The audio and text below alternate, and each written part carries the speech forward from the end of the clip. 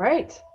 Welcome to the Ross Valley School Board Trustees regular meeting for Tuesday, April 13th. Go ahead and call our open session to order at 7:07 p.m. And we've come out of closed session and we will go into our item number C, our protocol items to start out with, which is our Pledge of Allegiance. So for those of you who would like to participate in our Pledge of Allegiance today, we'll go ahead and start our meeting with that. All right, ready? Go. Pledge allegiance to the flag of the United States of America and to the republic for which it stands, one nation, under God, indivisible, with liberty and justice for all. And now we will move to adopt the agenda and time allocations. I'm not sure. Tonight, there's just three of us on tonight. It's Rachel and Ryan and myself. So Rachel Litwack, Ryan O'Neill, and Shelley Hamilton. So want to check in Rachel and Ryan if there are any adjustments that you have. I have none. I have none. Okay, so I'll move to adopt the agenda as stated. Second, Ryan. All right, so we have a second with Ryan. We'll go ahead with a roll call vote. Shelley, aye. Ryan? Aye. And Rachel? Aye. Okay, agenda adopted. We will continue on to communication. Public comment regarding items on and not on the agenda. Do we have any public communication? We don't. No Okay. public comments. And then board announcements. Is there any board announcements from Rachel or Ryan? None for me. Okay. And then looks like we have one correspondence or communication of the board. There are well, three total in Okay. there, or from three different persons. Okay. Yeah, emails. Yeah. Okay. Or sorry, two different people, but now Three it's four emails. different. Yeah, I think it's four now. We had three earlier, and then right as we were ready to post, we checked email, and there was one more in there from one of the persons who was already there. Yeah. Okay. So those are all part of the board docs for people to go ahead and, assuming there's not any questions, people have read them. This would be the time to have any response to them, but hearing none, then now we will move to the report out from the closed session. So we started tonight with a closed session. In that closed session, we were able to get to the address the first three items, which is item 4, 5, and 6. We took action on the two items that required a vote. And on item B4, which was a conference with legal counsel on anticipated litigation, the board took action in the closed session on item B4 by a vote of 3-0 to resolve the special education program dispute. So that was a unanimous vote on that item. And then on item B5, which was the public employees discipline, dismissal, release, and assignment, we also took action, and the board took action in our closed session on item B5, also by a vote of 3-0 unanimous, to release the 6 temporary employees at the end of their 2020-2021 contract year. So those were the two items that we took action on. The item number B6 was a discussion item and no action taken. So we will continue that closed session after the open session, and we can go on to item E, which is presentation and action items. And our first one is our 16th and very exciting update on the COVID-19 school reopening. So we are after coming back from spring break and looking forward to our 16th update. Thank you. All right, and Julie, I believe, is going to be sharing her screen. Here we go.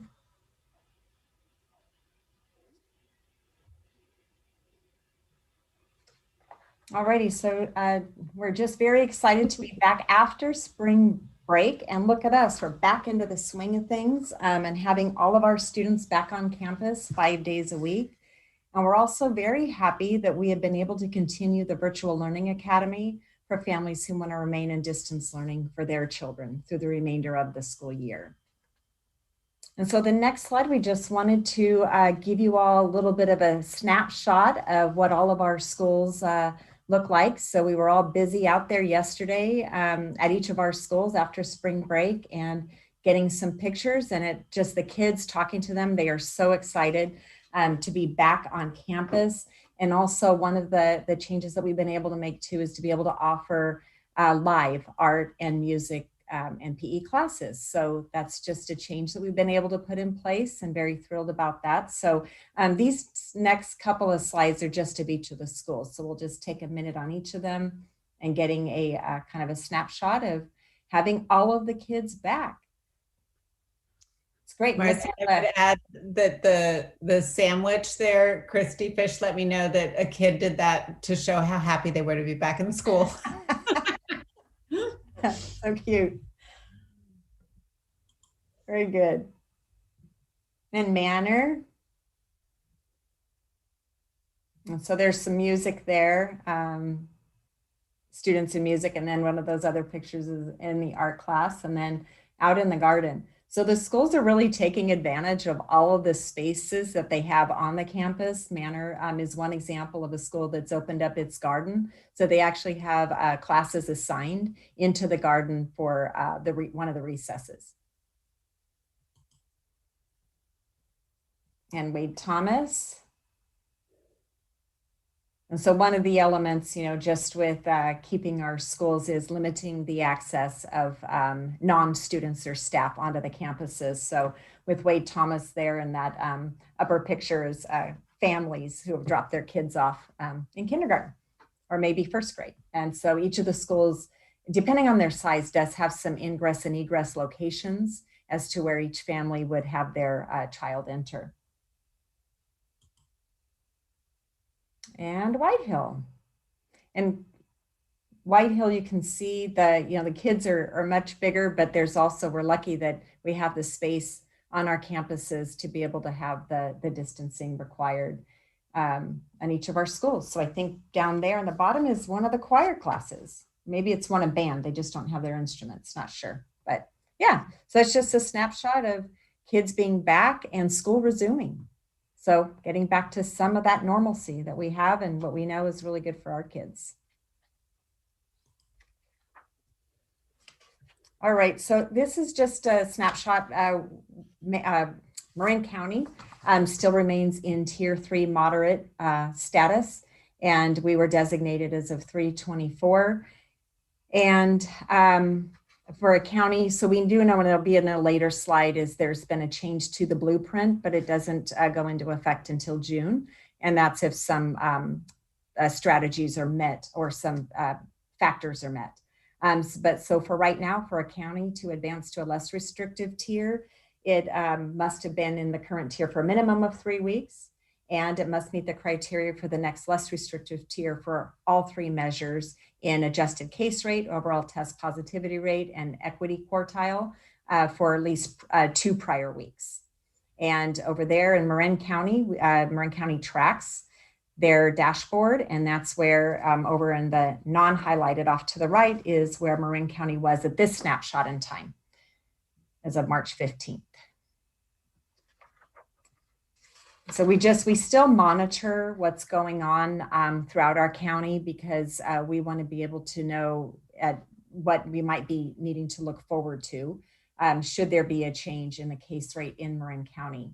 And so now that we're in the orange tier, Marin County Schools has updated their dashboard. So they're now in, it's orange because that's the color tier we're in. And since our last update, we have had 1 more suspected in-school transmission. So last time there were 11, it's now 12. And that was a change in the student-to-student suspected school transmission. And so the numbers, as you can see, really do remain quite low for Marin County. And then we in our school district, we're still maintaining our dashboard We had a number of weeks where we didn't have any updates or changes needed.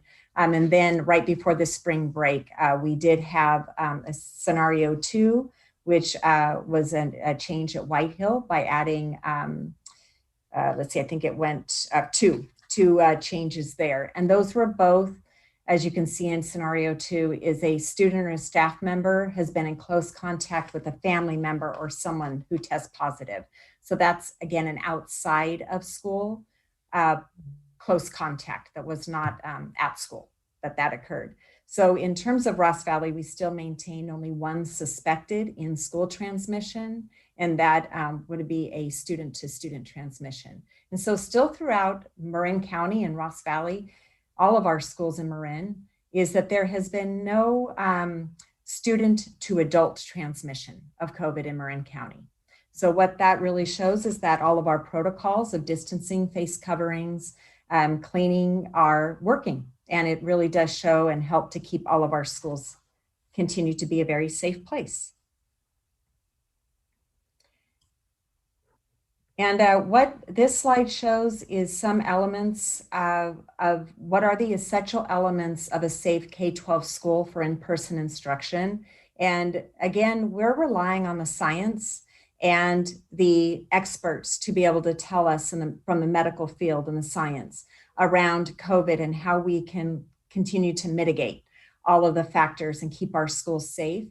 And the key mitigation strategies that have been determined to be essential to safe delivery of in-person instruction have been proper fitting and correct use of masks, stable groups, physical distancing, adequate ventilation, and hand hygiene. And these are actually put in order that they've determined are the most important or critical aspects to the infection mitigation strategies. That link in there of infection mitigation strategies, that's a live link. So if anybody wanted to go on and look at that, it would take you to a state maintained website. So that's good news. We have all of those elements in place in all of our schools. And so we continue to see very low transmissions, and with the changes to the tier 3 with the orange is that we're no longer having to close any cohorts. It's all going to be based now on contact tracing and being able to have any person, student or staff member who is positive, they will remain quarantined, or in a scenario 2 for a student or a staff member who has had close contact with a person who does test positive. So this is a strategy that the county has changed, county health, in order to ensure that our schools do remain open. And they found that when they were utilizing the closing of cohorts, there wasn't the continued spread. And so it didn't seem like a necessary mitigation strategy of actually closing cohorts. So that's why they made that change. Alrighty, and with the Marin County guidelines, 10 were updated. There are 30, and those are the 10 listed there. And each of our school sites and our district office has now been busy. If they haven't already completed or reconvened their task forces, they're in the process of reconvening their task forces and being able to make the needed updated language into each of our school site and our district office plan and make those changes. Once finalized, they'll be sent to Chris and me for review.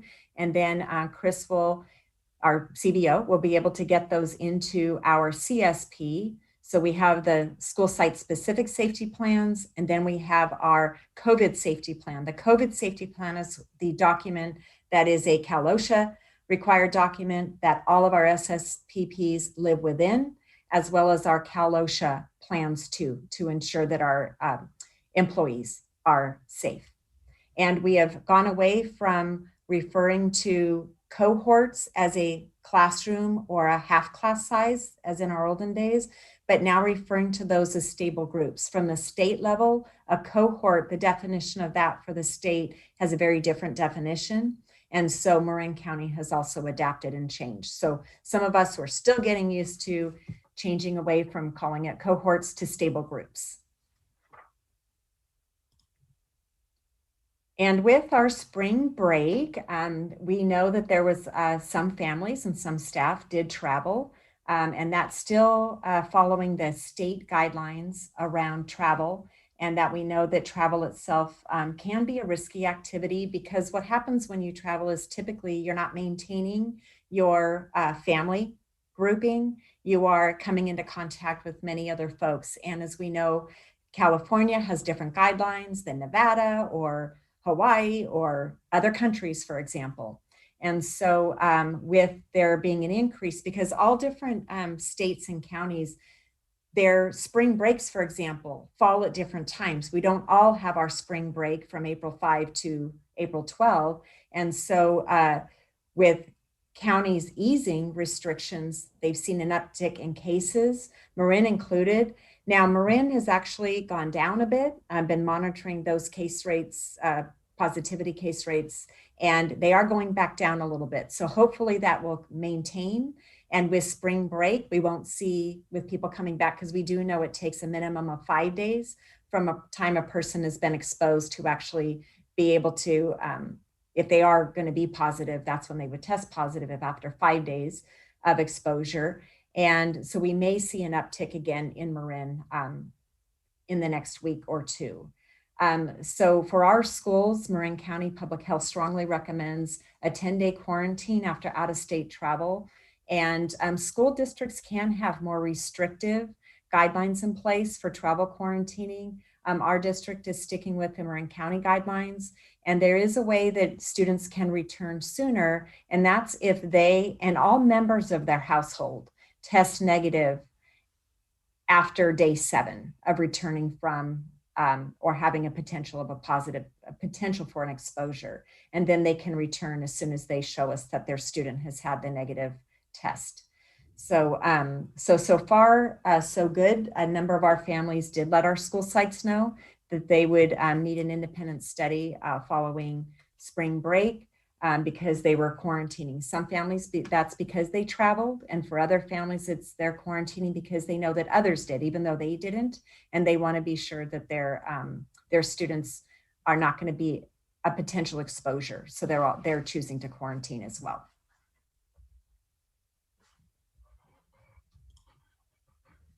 And this is our decision tree for schools. It has been updated for orange or tier 3 status.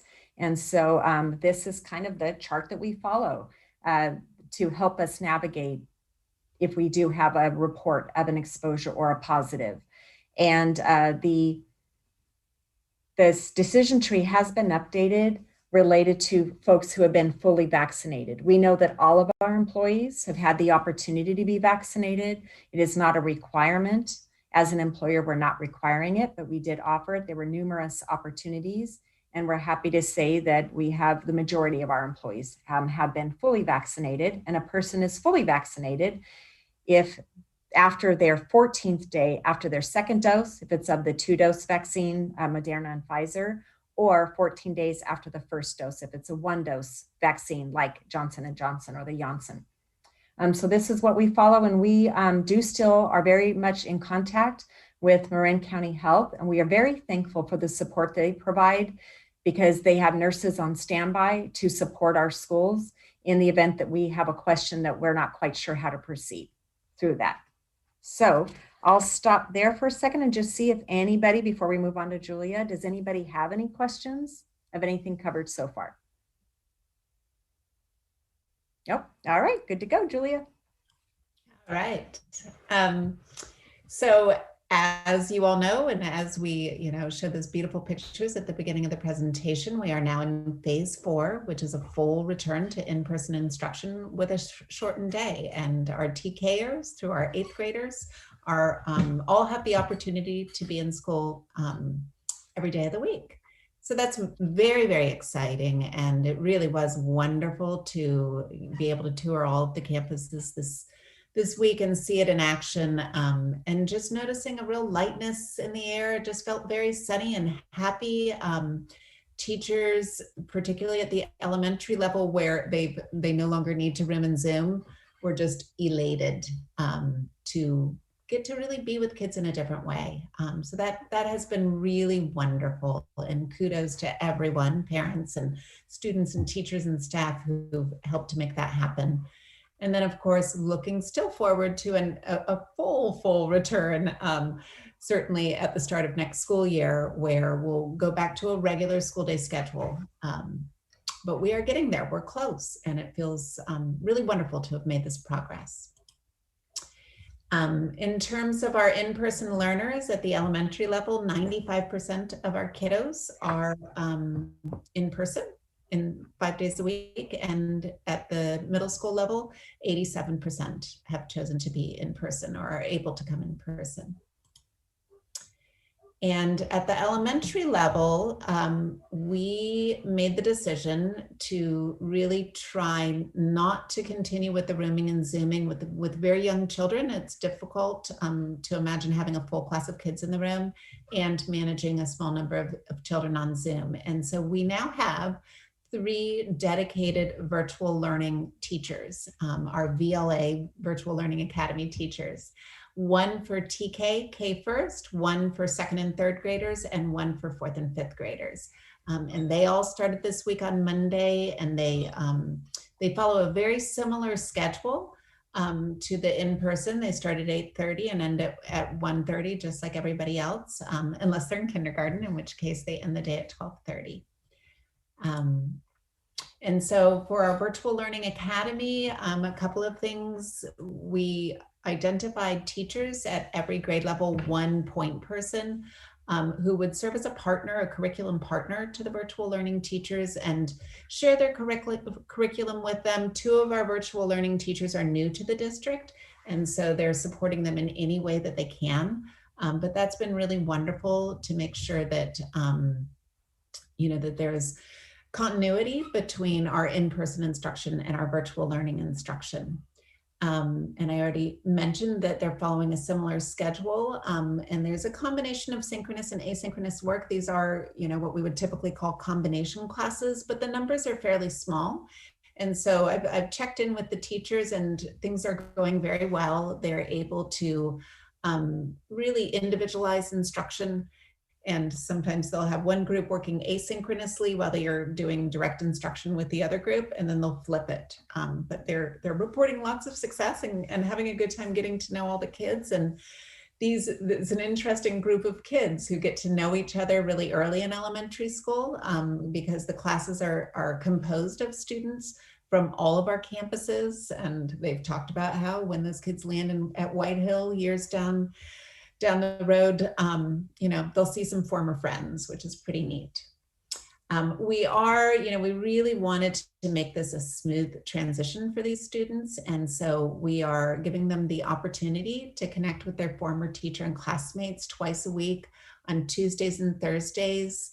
The in-person kiddos come into school, get settled, and then their former classmates that are now in Virtual Learning Academy join them via Zoom.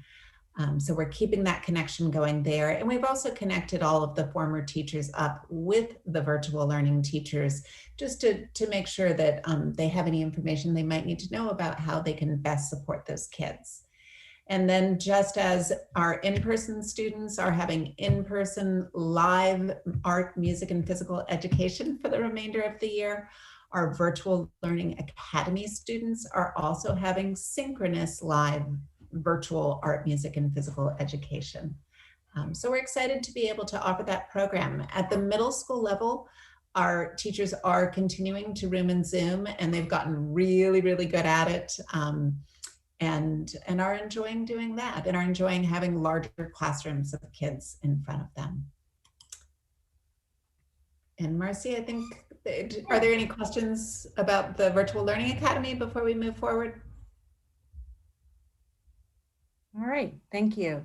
So with the change to, as we've talked about, not having rooming and Zooming, we did need to relook at our attendance because under our hybrid model, for students who were needing to quarantine or who were absent from in-person school, they were able to just revert back to Zoom for those days that they weren't in school. But now that we're not doing rooming and Zooming, we needed to revisit what our plan would be for students. Now, unfortunately, Julie and I didn't catch that we didn't update this slide. So I'm going to talk about the updates that were made since we actually this was our original conversation, and then we had a conversation before spring break with all of the site administrators and made some changes. So for Virtual Learning Academy students, they will continue to use distance learning program, attendance codes, and engagement practices, just like all of our kids or our teachers did at the very beginning of the school year. So for any student who's in Virtual Learning Academy, if they do need to quarantine for some reason or they're absent from school, but they're not too sick, for example, to attend school, then they'll just continue to Zoom in to their VLA class. And if for students who are in person, we've gone back to utilizing pre-pandemic attendance code. Basically, you're absent or you're tardy. And so those are kind of the basic 2 codes. And for family or for students who are absent from school, if the absence is for 1 to 4 days, then the parent or guardian or student can connect with their classroom teacher for any missed work. And then if the absence is more than 4 days, this is where the change comes in. So these next 2 bullets, it's 5 to 15. It's for any absence 5 or more days, the parent or guardian may request an independent study, and that's in accordance with our independent study policy.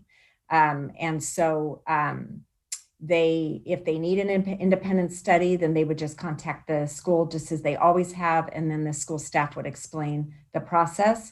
And so what we have done is that 3rd bullet is what's not there. So any student absent for more than 15 days does not have to go to Virtual Learning Academy.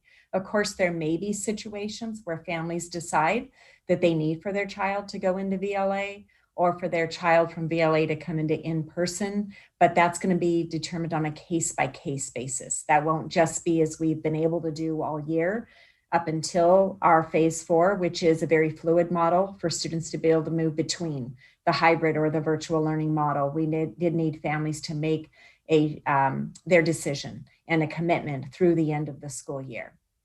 So it would just only be on a case-by-case, and that would be worked out at the school site level. So with that, let's see, is there any questions about attendance? Shelley? I just had one question, just clarification. When you say 1 to 4, that's consecutive days, not cumulative or 1 to 4 within a month. It's consecutive, correct? Okay. Yeah, they're basically, yeah. So so anywhere, okay. But if, yeah. And so that's what we ended up going to, was just being able to revert it. Actually, there were a few situations that came up as we talked the week prior to the spring break, where there were some situations for families that decision that we had made earlier wasn't going to work for at all. And it just wasn't best for the student. And that's one of the drivers that we always look at in Ross Valley, is what's best for students. And so we as an administrative team made a change to what our decision was. Got it. So independent study is not Virtual Learning Academy. It's a whole separate category. Correct. Yeah. So the student and the family would basically sign a contract that they would then complete a certain body of work in accordance with the independent study rules, which is there has to be a minimum, I don't know if I remember off the top of my head, it's 240 minutes a day that a student would need to complete in order to be able to get credit for that school day. And that's a legal requirement. Yeah.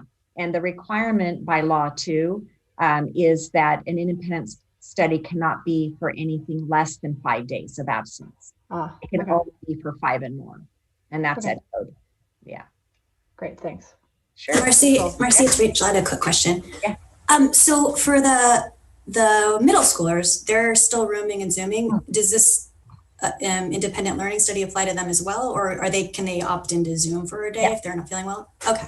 The middle schoolers can, yeah, because and when we were talking about that, yeah, so at elementary, we're not rooming and Zooming, but as Julia mentioned during her portion is, yes, at middle school, we still are. But we've been able to actually implement, re-implement our independent study option for any families at White Hill, if that makes sense for them too. Because sometimes if you're traveling, you may not have access to internet. And so you don't have the opportunity. And which independent study in our district has basically always been used for traveling. And so for families that don't have access, we needed to be sure that those students were continuing their learning and did not suffer any learning loss. Great. Yes. Thank you. And one of the things too that we really looked at was our families were given, 3 to 4 weeks of a heads up that we would be moving into phase 4. But we know that a lot of times with any of our school breaks, families do make plans, whether it's around a holiday or it's around a break of some kind, is they do make plans to go see families, their family or friends, or just travel, get away if families have time off work. And so we knew that we needed to put something in place that would not jeopardize our students' abilities to continue their education. And we did not want families to suffer any financial loss if they were not able to cancel plans or that kind of thing. So we wanted to also make sure that we were doing no harm to any of our students or families.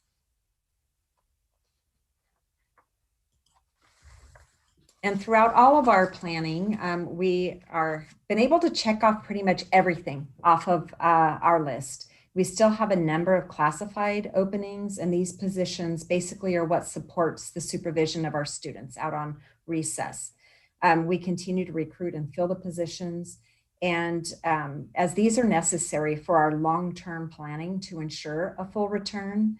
In the meantime, though, we are very thrilled that our parents are so awesome, because every school site has had a number of parents volunteer to be on campus during the recesses to ensure that there's enough supervision for the students, and so that our teachers and our staff can get their breaks and make sure the students are properly supervised. So we're very thrilled and blessed to have such a wonderfully supportive parent community to ensure that all of our students, staff, and schools are supported. And so this last area, I guess we could have figured out how to kind of do a half check, but it kind of is almost a full check. We have filled a lot of our classified positions, but with the support of our parent volunteers, we have been able to ensure that we can cover all of the recesses and give all of our employees their required breaks. So very thrilled to be part of Ross Valley and to see us continuing to work in partnership and to benefit all of our students and schools. And last but not least, Teresa loves this slide because, of course, it brings her back to her Hidden Valley days, but we just love the colors. So blue and orange it is. For the 21-22 school year, we are indeed looking at a full return. And on 4/6, just our Tuesday of spring break, Governor Newsom released the blueprint, beyond the blueprint for a safer economy. And so that is what the state is looking at, to fully reopen the state, and it could happen on June 15th as long as 2 criteria are met, and that is if the vaccine supply in California is sufficient for 16 years on up folks who wish to be inoculated, and that hospitalizations are stable and low, and specifically that hospitalizations among fully vaccinated individuals are low. So those are the 2 triggers that will put us into the beyond the blueprint. And at that point, there would be no more tiers. And Governor Newsom has made it clear that he intends to keep the state's mask mandate. And that's what Dr. Willis has said, is that it looks like if there's anything we know going into the 21-22 school year, is that we will all still be wearing masks. So we anticipate that being with us for a little while longer. But with the good news of the move from 4 feet to 3 feet of distancing between students, that wasn't really necessary for our elementary schools because we could fit in all of our classes at 4 feet. But at middle school, it was really necessary and helpful to bring back all of our students 5 days a week. So we were really thrilled that that occurred in time for White Hill. And as you may know, those of you who have middle schoolers, or just may have seen the emails come through, that White Hill actually started their 7th and 8th grade back in full right before spring break. So they were able to start that the week before for their 7th and 8th graders. And that was, really a tribute also to their teachers in wanting to have as few transitions as necessary, but knowing that we would be able to go full time after, they said, hey, why not? Let's just start the week before. And so very thrilled that in sometimes, as we hope and as our best laid plans, sometimes we can do things sooner than otherwise what is anticipated. So one of the things that we do know related to our compliance requirements is related to Cal OSHA. And what I've learned in attending some workshops and some trainings is that sometimes Cal OSHA moves at a slower pace than what the CDPH, California Department of Public Health, may change in their guidelines. So as of right now, we'll still continue to be monitoring that. So until there's any further changes with Cal OSHA, those emergency temporary standards, we know that we'll still have to be having those in place. But with Cal OSHA, that's an employment related. So we'll be monitoring those. But we have no reason to at all anticipate at this point anyway, that we won't be able to return. We will, and we'll be returning to a full school year. That's our phase 5. And that's what we're looking forward to beginning in the 21-22 school year.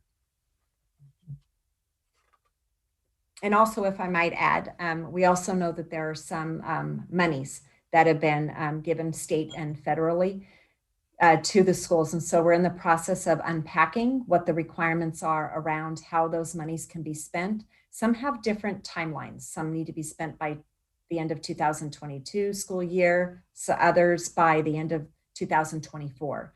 So what we know in Ross Valley is we want to be very strategic as to how we designate these monies.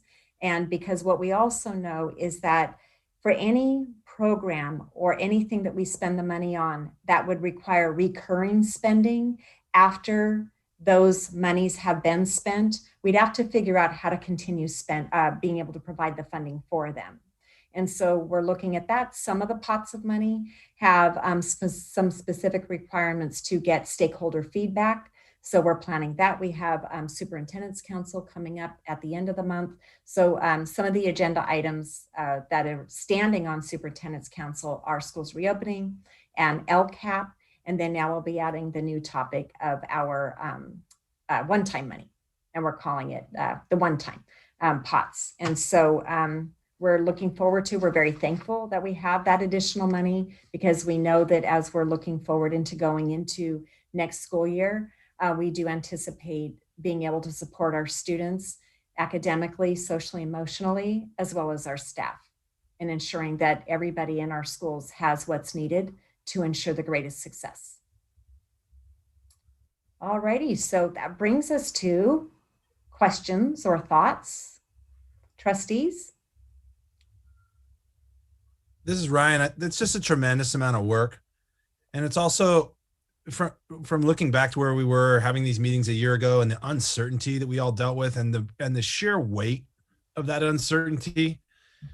It's really it's fantastic to actually see a lot of daylight and a lot of the work that a lot of people did a lot of lifting, and it's easier for us to have clarity. We can kind of see things, we can kind of put it back, and it comes with a lot of gratitude and a lot of really hard work by you, Marcy. And also I wanted to put out there for all those teachers and people that got vaccinated through the district, it was Marcy Trahan that was out there pushing that thing, and her staff and her people, and really, really pushed this through to get to where we are. So you deserve some major credit for how fast and how we're doing. And I want to make sure everybody heard it.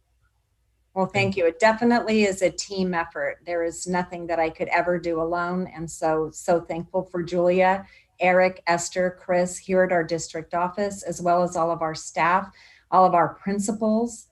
This is all a super major group effort. We've usually historically have one meeting a week as an administrative team. And this year we've had 2, and they're not short meetings. They last upwards of 2.5 to 3 hours. And every single one of our meetings has been about planning and re-looking at what we're doing and how are we doing with that, and making changes to our plans and further planning. So this has been a huge, tremendous lift. And of course, with our classified and certificated employees, none of this would be possible for our employees to come back in person, and very few needed to remain out and virtual. And all of our teachers who were needing to be virtual have returned in person, except for one, as Julia mentioned. We have one that is, and she could have returned, but we needed a virtual learning teacher. And so she said, yes, absolutely, I'll continue in that mode to support our kids.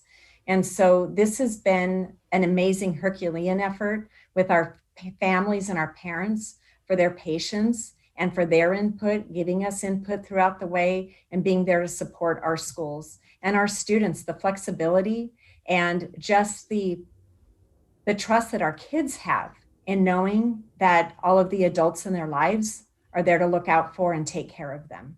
It's And it is remarkable. absolutely, It is remarkable It work. is. it is. It is. Yeah. This is an amazing district, and I'm so happy to continue to be part of it. Just really is. It's a fabulous place to be.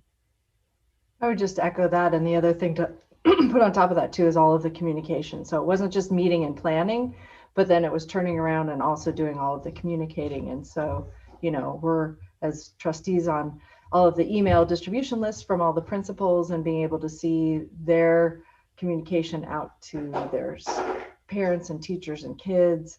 So that's another whole aspect of all of this is communicating, and the district has been doing a lot of work.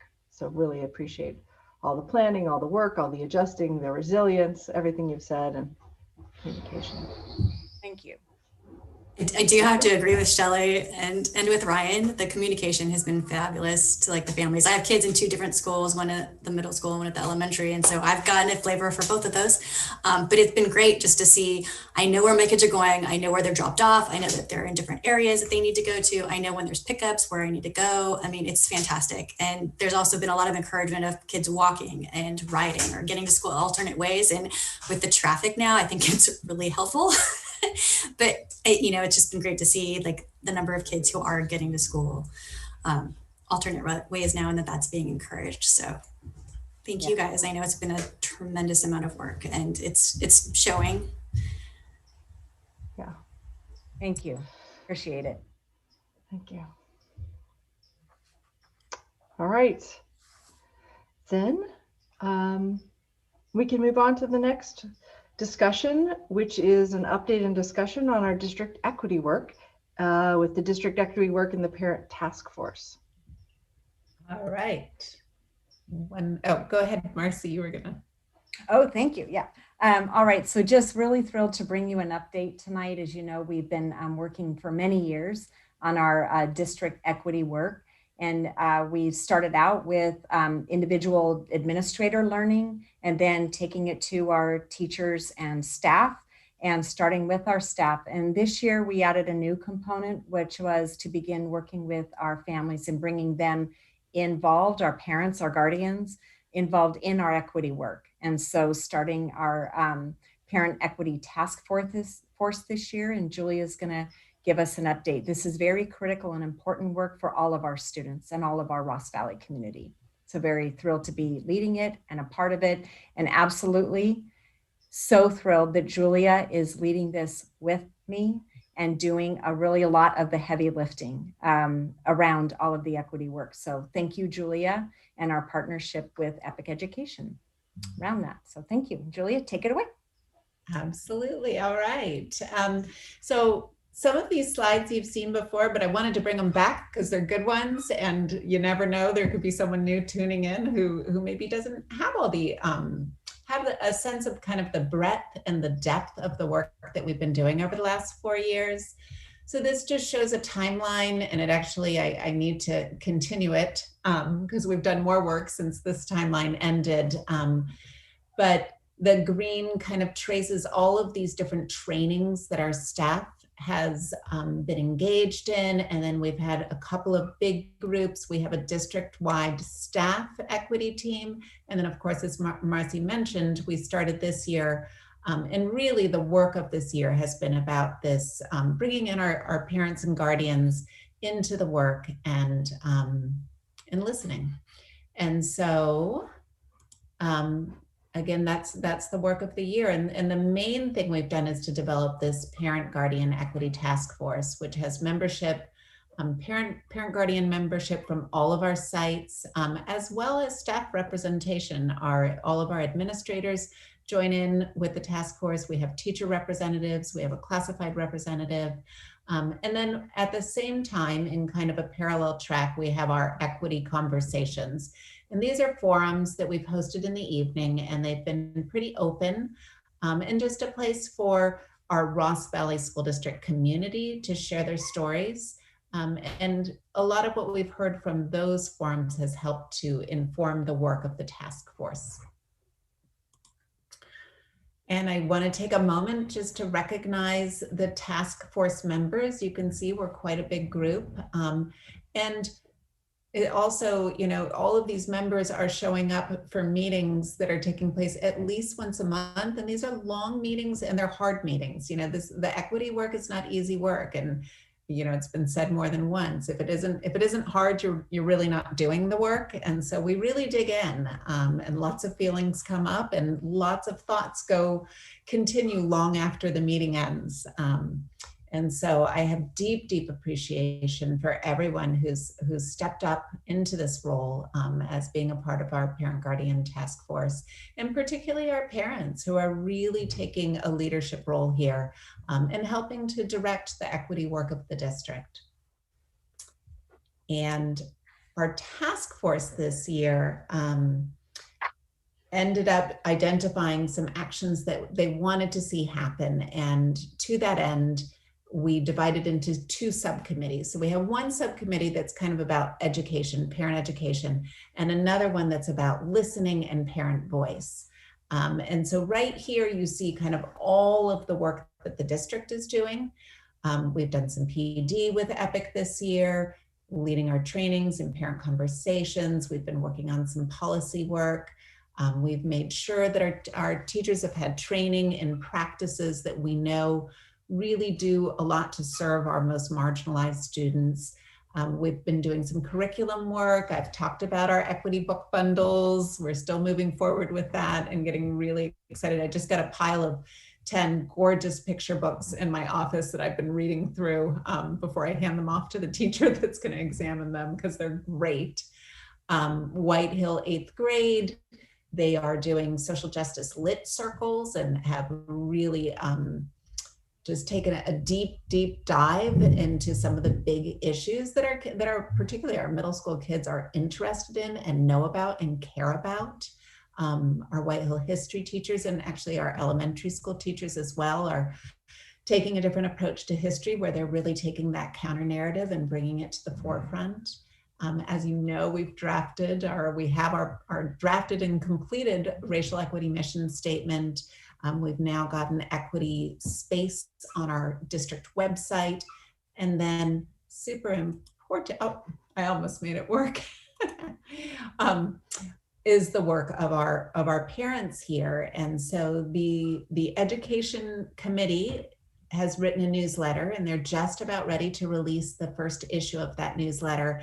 And at the same time, the other subcommittee, which is all around parent voice, is about to launch a kind of a listening tour. So just a little bit more on that. This is hot off the press, or not quite off the press yet. The fabulous Sean Maher and his associate, Paula, help me, Marcy. Loystein.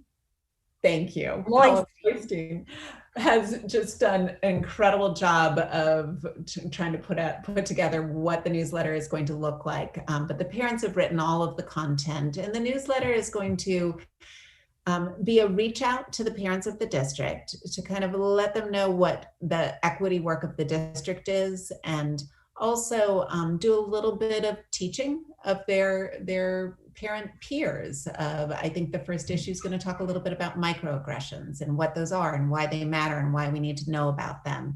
A really critical part of the newsletter is that each issue is going to share a very personal story that comes from our own Ross Valley School District community. And then I think they're including resources. It's a robust newsletter, and we're really excited to get it out there. And it should be arriving in everyone's mailbox, hopefully by the end of this week. If not, then certainly by mid next week. I'll give myself a little extra time there to put it together. And by mailbox, you mean email box? Yes. Sorry. And then at the same time, we are launching our Ross Valley School District Equity Listening Sessions. And these are really an opportunity for our families to talk about what it's like, particularly our BIPOC families and our mixed race families. What is it like to be a part of the Ross Valley School District community? And what is working for them? Where are they feeling successful and feeling included? And where are they not? Frankly, and we need to know the not so that we can dig in and we can grow. So the first listening session, which actually isn't listed here, is going to take place next week at White Hill, and it's with our White Hill students. And so we have an alumni BIPOC student who's going to be helping to lead that session along with her mom, and Maria is helping to, our assistant principal is helping to coordinate that. And then we will have a session on Thursday, April 29th for all of our parents and guardians, and then another one on May 26th that's specifically for our Spanish-speaking families, where the session will be conducted in Spanish. We're also looking at other modes through which parents can share their stories and their thoughts and their feedback. We're going to create kind of a parent portal, which is really basically a Google form with some question prompts that they can complete, and we'll be looking at those. And also sharing just contact information with members of the equity team for those who want to talk and have a conversation. And, you know, we're going to be listening to and gathering these stories, and then really looking for themes, and so that we can best understand where is the work, what is it that we need to do to move forward. And we will be reporting back to the community kind of those general themes that arise from all of this work. So I'll stop right there for a moment in case you have any questions. This is Shelley. No, this is really helpful to get this to get this update. This is great. Awesome. And I just wanted to end with, again, our racial equity mission statement. That last part there, we will do this by actively engaging, listening, and responding to the voices and needs of our marginalized students, families, and staff, and working to engage in anti-racist actions that build a vibrant, inclusive learning community. I really thank our parents for partnering with us, because I think we are really taking important steps towards fulfilling this mission statement with the launch of this newsletter and these listening sessions. And I think as Julia mentioned, you know, the partnership that we have in this work with our parents and guardians is part of what we're looking at with the work that we're doing, is that it is sustainable, and it does really help us to make any changes that are needed in our district when we look back at our curriculum, at any of our student experiences, family experiences, as being a member of our Ross Valley schools. And so it's just, you know, in the midst of a pandemic, here we are continuing the work of the district, and not only spending our time figuring out how to get back into school 5 days a week, but really continuing the other critical and very important work of the district. This is Shelley. I did have one question. I know you were, when you were joking about you're going to get it into your inbox, and it was the email inbox, but you know, our schools are such an integral part of our whole community. And this kind of engagement with the young people in our community and the parents and guardians, I'm wondering if the parents felt comfortable, or this made sense to them to let the larger community know about some of this, or when there is stuff to share, like how could we share it with the larger community so that it's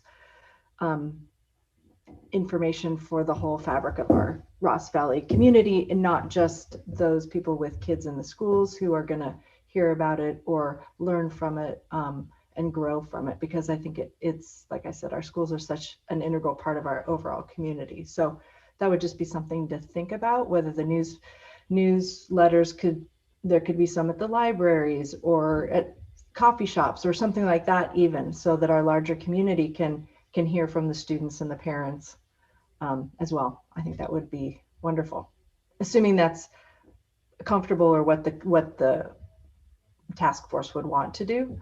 But I'd love to see this reach a larger community. We have a planning meeting this week, so we can add that to our conversation. That makes a lot of sense. And I noticed there was one bullet point about integrating it, or there was people who are on larger countywide equity task forces, and then the integration and connection with like the TAM Unified School District. So there was a couple of threads there that looked like they were already part of those ongoing, because there's lots of conversations going on. And I think the idea of being able to weave in the youth voice into all of those conversations, that would be a great connective part to it. So thank you. Thank you. Of course. Rachel or Ryan, do you have any questions or comments before we keep moving? No, my comment was how impressed I am. So I used that one already. I just had a general comment. It's a lot of work to do this, and to ask, people in our community who are, BIPOC or even just, our staff and faculty and all these people who are participating. I really appreciate them taking the time to do this. It's helpful for all of us and for our kids, and I'm grateful. So want to acknowledge the fact that, this is extra work that these people are doing, and I really think it's valuable. Thank you, Rachel. Thank you. All right. So there's our equity update for this evening. And we're then on to item E3. Yes. Which is the adoption of the resolution. All right, and we love our employees. We love our employees. So Esther, take it away. Absolutely, and it couldn't have been placed at a better location in the agenda. After hearing the heroics of our colleagues across the district, it seems only appropriate that we bring forward the resolution this evening to acknowledge the Staff Appreciation Week for 2021 as being May 3rd through the 7th. So that's the first week of May. And so trustees, we'd like to bring this forward for your acknowledgement and to put into action this resolution.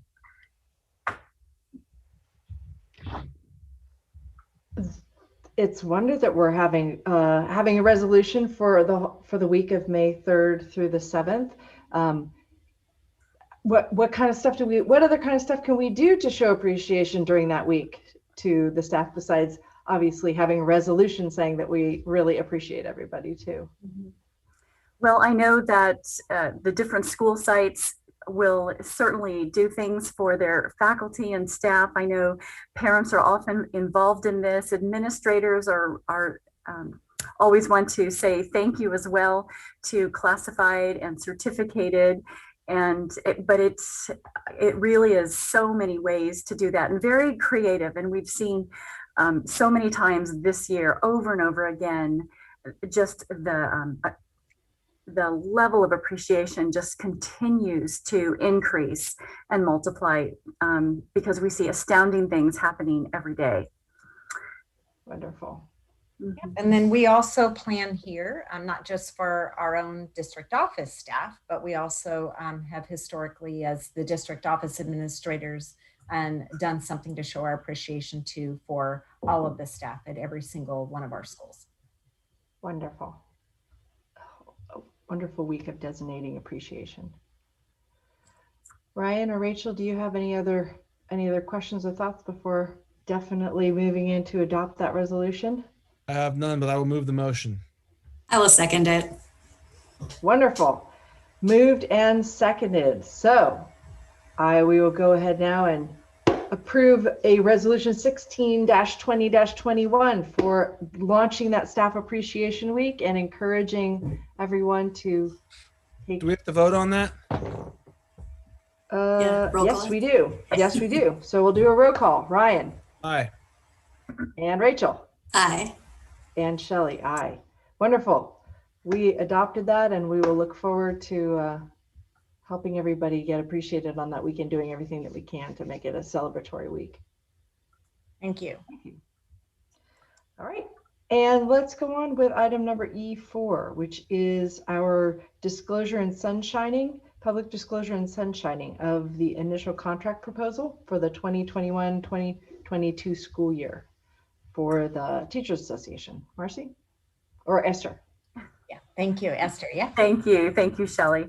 Yes, in this item, what we're bringing forward, of course, to you is prior to beginning any contract negotiations between a governing board and a represented employee group, the Educational Employment Relations Act really requires the initial contract proposal to be publicly disclosed. And this is often referred to as sunshining. So that's what's occurring this evening. So RVTA, one of our labor partners, has submitted its initial proposal, and this is actually looking ahead to the 21-22 school year.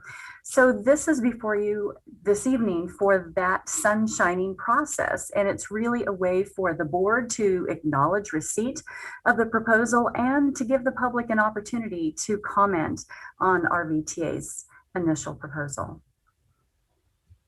All right, this looks familiar from last time, so I think we'll just go ahead and I'll make a motion to approve that sunshining of the contract proposal. Second. All right, so we got a motion and a second, and we'll do the roll call vote. Shelley, aye. Ryan? Aye. Rachel? Aye. That's great. Carrie, continue on with the contracting. Thank you. And moving along to E5, which is an update discussion on the charter appeal process for the Ross Valley Charter School. Marcy? All right, thank you. And just since our last meeting, the State Board of Education did hold its public hearing on March 17th, and they did approve the renewal and the renewal petition appeal for the Ross Valley Charter School. So they did approve a 5-year charter. And they also authorized Marin County Office of Education as the authorizer. And that is contingent upon their being able to reach or sign an MOU, a memorandum of understanding, as that authorizing agency with RVC. So at this point, that process is now closed, and just wanted to be sure brought that forward to all trustees to make you aware. Anybody have any questions?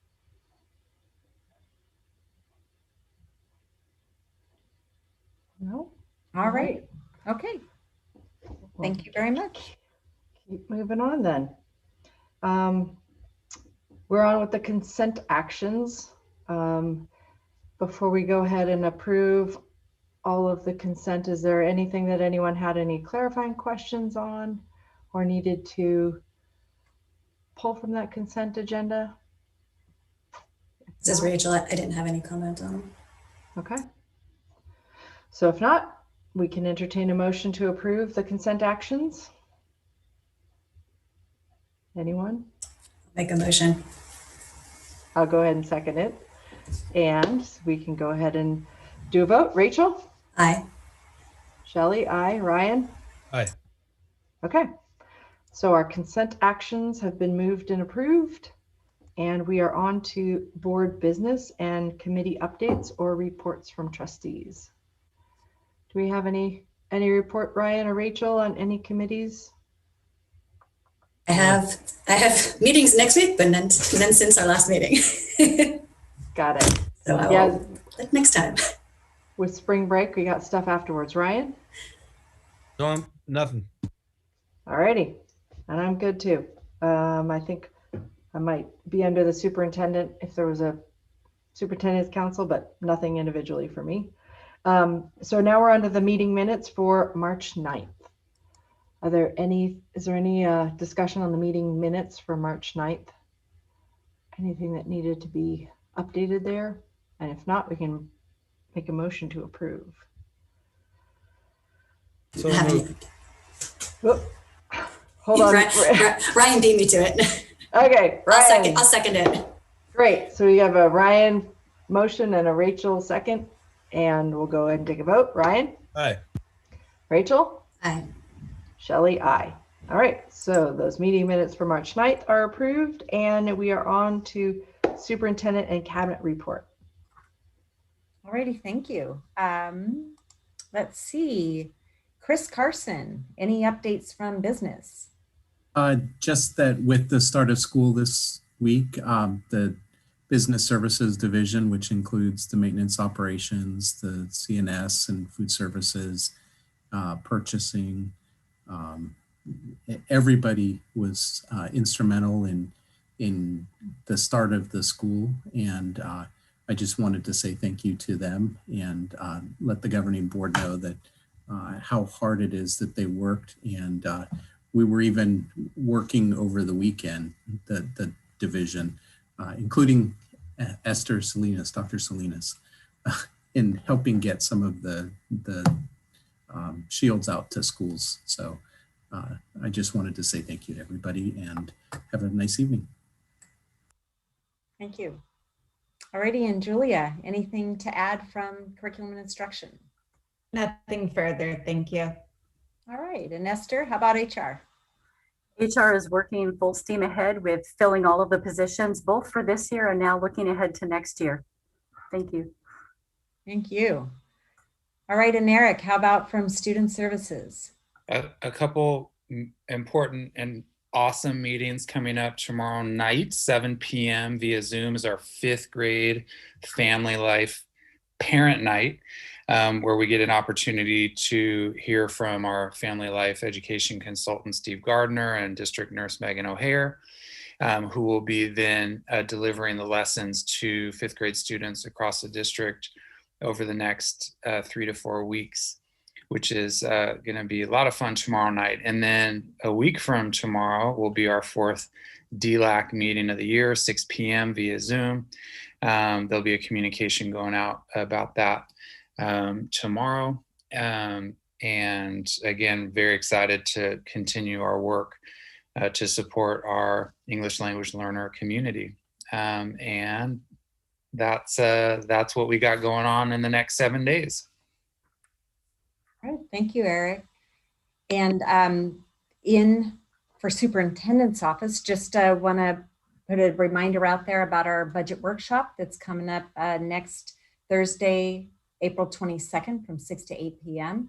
We're about finished with our slide presentation deck, and so we are looking to get that out soon, possibly as early as tomorrow, out to you all as well as our school community, so that members of our school community can attend that as well and learn everything there is, calling it Budget 101, but everything there is to know about how Ross Valley is funded and our revenues as well as our expenses and what we're looking forward as we project out into the future. So it'll be a very informative workshop.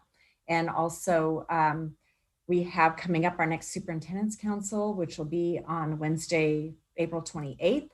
And so in another week and a half. And that is, again, the council that has representation from all of our parent clubs, site councils, the Yes Foundation. We added this year, as you may recall from previous updates, where we've added representation from our English language learner community, as well as from our equity work. And so expanding that. And we talk about in those meetings, things that are related to the functioning of our district and our schools. And so that meeting will be coming up. And then I just want to give a huge shout out to the Yes Foundation. They have done an amazing job despite these very difficult times during the pandemic of fundraising. And up until now, starting this week, all of our elementary art and music classes have been virtual. And now those, as we've talked about earlier this evening, are going to have live and in-person opportunities with art and music. And so that's an absolute wonder. And we're so thankful. And just really this last push that Yes Foundation is working on this year to try to raise all of their commitment that they've made to the district. So they are able to commit in most years their full funding that they've promised the district that they'll be able to. This year, they let us know very early on that they were not able to or did not anticipate being able to fund the entire amount, but they are really committed to being able to fund and provide the district their fundraising efforts related to all of the commitments that they have made. So we're very thankful to Chelsea Donovan, the executive director, as well as all of the other YES board members and all of the members of the YES Foundation team. And then of course, all of our families for donating whatever they can, just participate at whatever level they can, as well as our business donors, our business partners with that. And then they are actually launching a new element, and which has to do with a real estate group partnership as well, as they're looking at starting, and that I believe is starting soon. So just want to also give a huge shout out to the YES Foundation for supporting art and music and all of the other programs that they fund for Ross Valley schools. Great. And I think that's it. And with that, you know what, I may have neglected to say also thank you to Sean Maher in our tech department, because one of the other elements that we've had to do around getting all of our students back into person is, as you may know, a huge effort was made to get Chromebooks and iPads in every single one of our students' hands who needed them. And then now it's been a huge Herculean effort to get them back, because we need them actually back in the classrooms, and also for our CASP testing that's coming up. So want to just give a huge shout out to Sean and all of our classified administrators too, as Chris mentioned, with our director of maintenance and operations. We did have a glitch, and there were so many people from the district office who worked extremely hard and really at the last minute to try to ensure that we have the desk barriers for all of the sites that needed them and wanted them. So just a huge, huge effort this all is. It's not just ever one person or one department. It's really the interconnectedness and of all of the working parts of Ross Valley. So I think with that, cabinet rests. Okay. Thank you for all of those updates. All right. So now we are going to recess back into the continuation of our closed session. So we'll go ahead and do a recess into that, and then we can come back out. Sorry, I won't. Yes. No, so what go we're ahead. going to do for that is we will pause the recording, and this will be the end of our live stream portion for tonight's meeting. So when we come back out from closed session, we'll resume recording the meeting, but it won't have the live stream, but then the whole part of the meeting with all of the recorded and the live stream portions, they will be together, and they will be then available within 72 hours after tonight's meeting. And we will get that out as we have done to all of our school community, and will get posted on our district website. Great. Thank you for that update, so people know how this goes. All right.